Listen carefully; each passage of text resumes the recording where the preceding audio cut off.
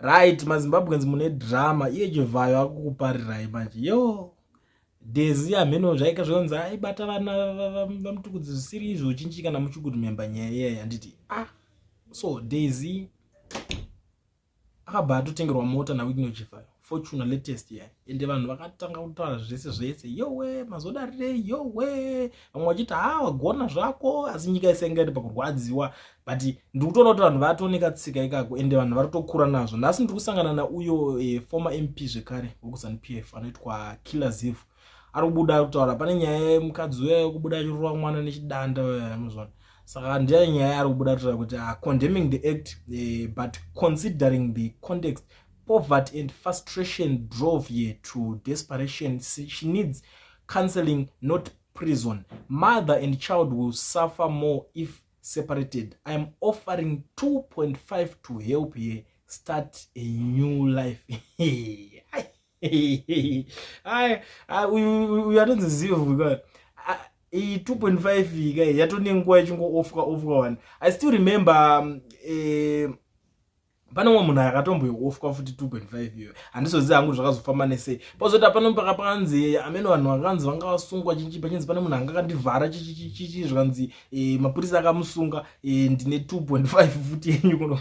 Saka 2.5 yakutondinetsa kuti clean money here kana kuti ichi yekuti inenge chingoofwa munhu. Asi ndaona hangu ani nani kana kuti akamboitambidzwa zvake but inenge chingoofwa vanhu. Ndikuofa mari yakati yekuti vanhu panenge paitika zvinhu zvavo. But apa this guy ndichandurungoona nje kuti ari munhu wekuti angouya akatraya kuhijack spotlight sezvakangoita Chivhayo because vakomana vacho vakungotora mukana vakungotora advantage ngekuti ninga akambozviita akabudirira ninga akambozviita akafarirwa nevanhu saka vakungoita the same. Ndio nyaya ndiri kuona iri kutoitika panapa but chandiri kuzosangana nacho maZimbabweans havasi kufara. Unoziva kuti ukatamba nema emotions evanhu vanozongouya vakutaura zvakasiyana siyana. Now ndiri kuona umwe ari kuti indeed this young woman needs help, not harsh punishment. She could not even understand that what she did was wrong. Mumwe ari kuona maonero ake ari kubvumirana nazvo zvekuti inhamo iri kumutuma izvozvo. Kuti abva aponda mwana zvakadaro. Umwe ari kuti no Zivhu, you are wrong. She can't beat the child the way she did just because of desperation. Don't reward such behavior.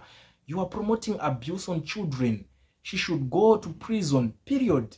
Ndio mamwe mashoko ari kutaurwa nemumwe kuti aiwa hatingazopromota kuti warova mwana kubvada because mangwana zvachokadika mukapromota zvinhu zvakadaro unotoona umwe akadzipa mwana kutomudzipa cheko achitarisira kuti achapuwa mari neimwe mbinga because these guys vari kutanga rushaya zvekushandisa mari dzavo. Ndo zvandiri kutoona hangu but ameno imi muri kuionawo senyaya yacho. Umwe ari kuti also bad advice from people in the community vedu way mati mwana hasati akukambaira anoda kurohwa muzvoonawo.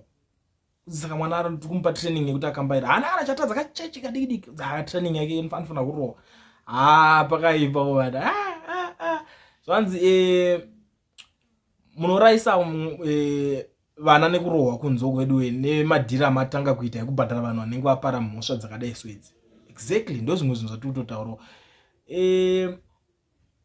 Mumwe ari kuti mabata omwoyo wangu I even see akumuita interview in police aigona basa and try to see chakakonzera kudaro plus mwana akarohwa but kwete zvekukwadzwa. Let's see that. Mumwe ari kutaura kuti haisi nyaya yekuti akarohwa mwana zvekuningira asi zvakatongorwadza vanhu kaungarovereka mwana kadini kudaro. Pane mumwe futi ari kutsvagwa kumbopfekedza mwana ziplastic mumeso.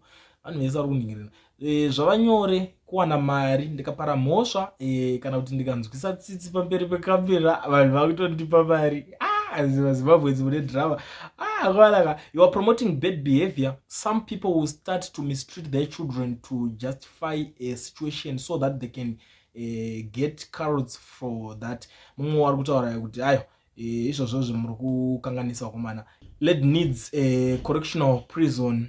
How many videos as tisingazive akaita abuse kumwana iyeye andimukona nyaya imwe iri kuitika. Mwari kuti we have seen many incidents similar to this one where maids chaiwo were caught on camera fight case to an honorable running to go against the justice and offering to take care of the offender. I will raise eyebrows. You have an agenda say okay ndo zvimwe zviripo. Well said, that's great job. Shoko rasvika kwaari. Alright, ndo nyaya iripo hama dzadiwa. Mukadzi uya bhoza anga atotorwa atosungwa kanzi imi muda kutomboonekwa kuti ngaitwa sei, but we are kuofa kuti ndomupa 2.5. I don't know kuti that lady ane murume here, but inini zvangu honestly ndiri ni murume wacho I don't think kuti ngabvumidza kuti mukadzi apuwe that mari iyo.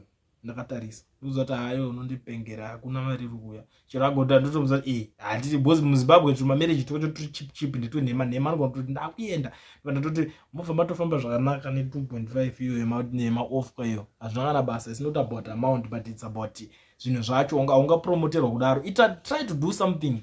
Kwete kuti onzi because of poverty yakutuma kuti urowe mwana kudaro. But anyway, vanhu tinoona zvakasiyana siyana. Vamwe vari kuti waiwa isi poverty ngatingompa mari abatsirika achidaro. Zimbabwe yakuita ichinaka. Munoona vaZimbabwe vane moyo yakairi soft. Zimbabwe itori soft spot my emotions yetsitsitsi so vanongozvida. Zimbabwe ndosaka uchiona kuti it's a Christian country zvekudaro. Nzvimbo yese everywhere kwakungotenga kuchechi so vanenge vachingonzwirana tsitsi. Amen. Imi munoiona senyaya yemukadzi wokurova mwana aku-off kaupuwa 2.5. Tell me what you think in the comment section. Nangu musazoti ndikurwadziwa nenyaya 2.5. Aiwa ina handipo ipapo, but ndiri ngobvunzawo imimi zvenyu muri kuionawo senyaya.